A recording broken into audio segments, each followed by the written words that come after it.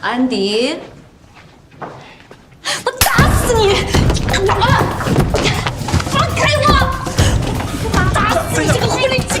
放开！放开我！你是谁？我是魏国强的老婆。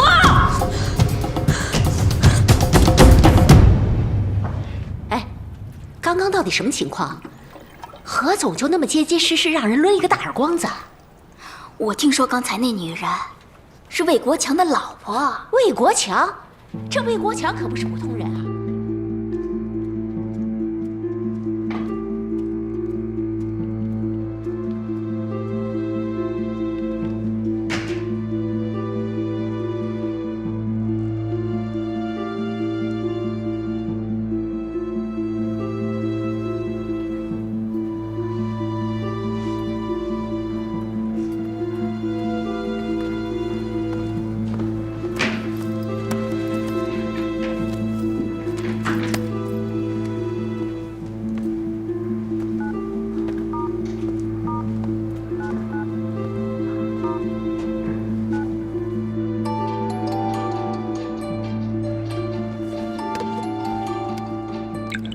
哎呀，你可算来电了。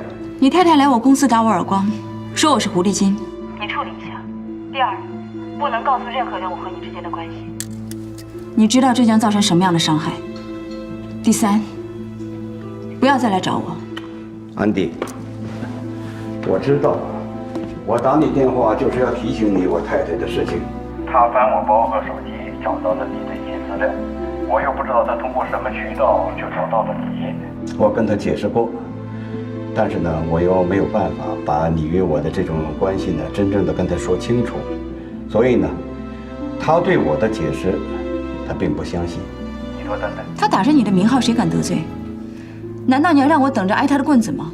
你到底想害我到什么时候？我怎么可能陷害你呢？我只是想好好的补偿你，只是最近呢，我的家里呢有些纠纷，没有想到会连累你，很抱歉。安迪，人呢过了半百以后，就会觉得其他的东西都是虚无的，唯有自己的孩子。你的事情不要成为我的烦恼，我也不希望再因为你，我受到任何人的骚扰。安迪，除了你，没人会这么对我说话的。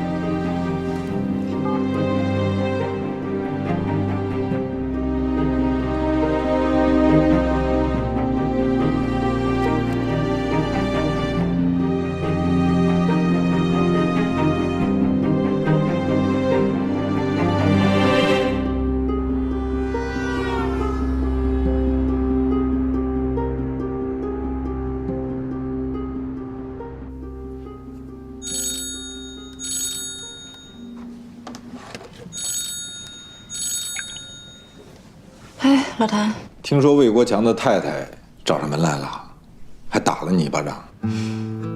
真是好事不出门啊！魏太也是气急败坏才找上你的，我帮你查了。春节刚过，魏国强就提出诉讼离婚，而他没有办法直接跟他讲你们俩的关系，所以魏太才认定你是小三儿。难怪这个魏太太会疑心这么重，直接打上门来。魏国强就是个没有担当的人，当年对我妈妈那样，现在对他太太还是这样。如果这样的话，这个女人也是挺可怜的。他打了你，你反倒同情起他来了。将心比心啊，夫妻这么多年，男人要闹离婚，女人当然受不了。如果这个女人心理素质差的话，说不定会被魏国强逼得像我妈一样发疯。所以说，女人呀，时代发展这么多年，却依然只有忍和闹两条路可以走，好像没有男人活不下去一样，真是唏嘘。所以说啊，你是个奇女子，从生活到心理从来不依赖任何人。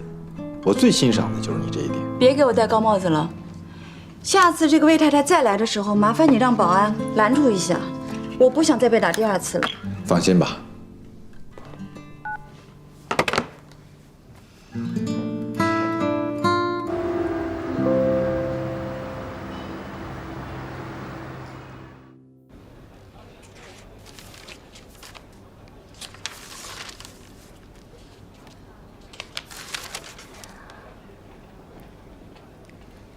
安迪，这是调整过的红星收购方案，您看看有什么问题，我好通知下去让他们修改。OK， 没事，你放着吧。安迪，上次那个女的又来了，就是自称魏国强老婆的那个，现在在公司门口坐着呢。保安呢？她没哭没闹没动武，保安也没有理由轰她，你看该怎么办？那就跟他耗着吧，别理他。好。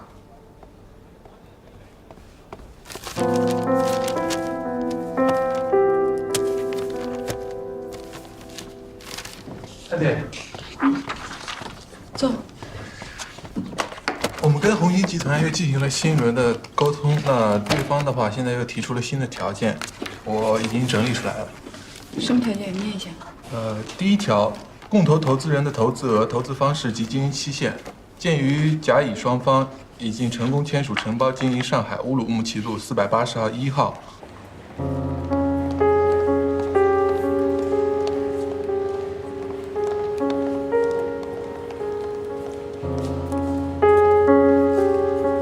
行，我回头看一看吧，到时候回复你。好的，这份也留给你。那我们先走。安迪，你午饭也没吃，先吃点东西吧。哎，啊，怎么了？那人走了没有？没呢，他还挺能熬的，看样子非得等到你下班不可。好吧，我投降。总不能总让他来办公室堵我。他人呢？就在外面坐着，要不我就请他进来吧。不用，我去见他。好。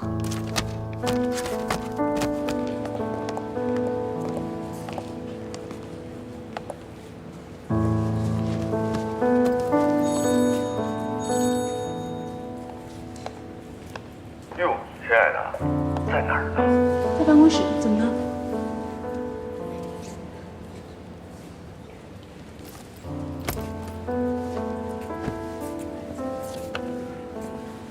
我遇到一件糗事儿，想着一定要告诉你，好让你幸灾乐祸一下。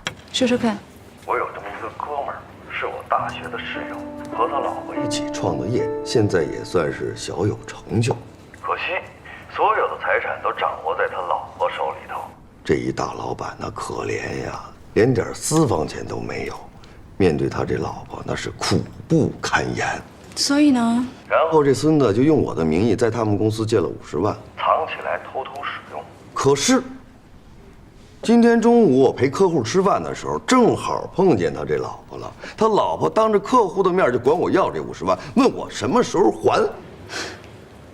所以你是帮人背黑锅了？那可不是吗？那我总不能当着他老婆的面把他给拆穿了吧？我要说了实话，他们家非得地震不可。你倒是够讲义气的，但是你的客户不会对你有意见吗？我当时就跟人家解释了，别让人家以为我这资金周转不灵，连50万都拿不出来，那不瞎了吗？刚才我这哥们还给我来电话，苦苦哀求让我替他隐瞒。可是我怎么觉着这事他都不对呀？万一哪天他老婆想不开了，你说再把我告了，那我不得不偿失吗？对不对？我不明白，有钱为什么不让用呢？不是不能用，而是不能乱用。他老婆要求他每花1分钱，那都得开发票，好掌握他的动态。我就纳了闷了，你说现在这几分钱的发票上哪儿找去啊？我明白了。可是这样互相不尊重，也不信任对方，相处起来有什么意思？是啊，所以咱们俩以后可不能这样啊。问你一个问题，在国内，离婚很难吗？哎呦，这话那得看怎么说了。你要说难，它不难；你要说它容易，他也不容易。你就说像我这哥们儿这两口子，他们俩既是夫妻，又是合伙人，这家庭不容易分割，财产也不容易分割，就得看他们俩怎么想了。好在没孩子，要是有孩子，那就丧尽天良。哎，那个，你一会儿下班可千万别委屈自己啊，该吃点什么吃点什么去。哦，我要见一个人，怎么甩也甩不掉的一个人。谁呀？那么死不要脸的，这就纠缠你啊？谁呀？不是。不过除了你，还真没见过这么死皮赖脸的人。不跟你说了，拜拜。哎。